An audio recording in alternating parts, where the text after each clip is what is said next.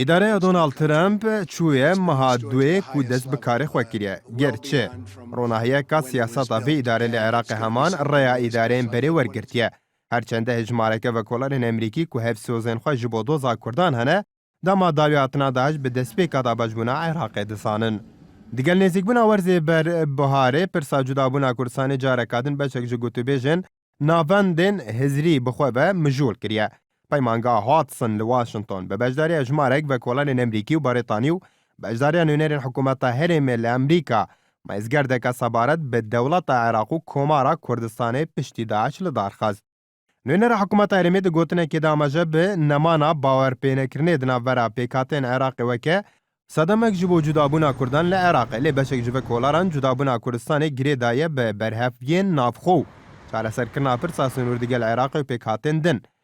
Heya vî demî jî gotûbêjên cidî li ser vê pirsê di navxweya Iraqê de çê nebûne. Kens Polak vekoler li navenda vekolên Brookings û taybetmendî di karûbarên rojhelata navîn di wê bawerê de ye hîna jî li Washington li heftê geştin li ser pirsa cudabûna Kurdistanê nehatiye gelalekirin.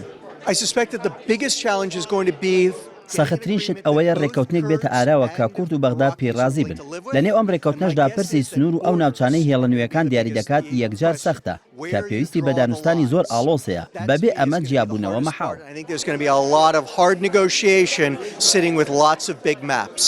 کێنز جودا ji nêrîna Washington li hefatina Hewlêr û Bexda jî li ser sinûrî bi dijwar dizane û pirsa deverên cih nak û ku bi mezintirîn gef li ser dahatê Kurdistanê û aramiya herêmê binav dike.